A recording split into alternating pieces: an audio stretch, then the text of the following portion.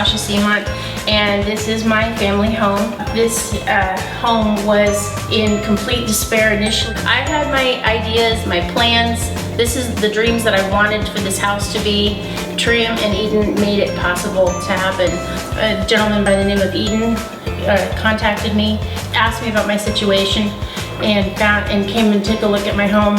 And he did a simple text saying, "Don't worry, we'll take care of it, we'll work together, and we'll solve the problems."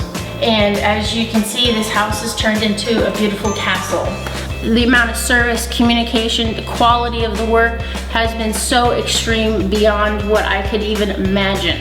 They stick with me. When I needed the help, everybody else ran. He's still here. That is the room where we're standing right now. Amazing. Remember when you opened the door up and showed me the arbor and for the first time? I cried. Trust me, each project that we're doing is a personal story of someone that had a dream, and we're just helping him, on the way to make it come true. I appreciate everything you guys have done. Our pleasure.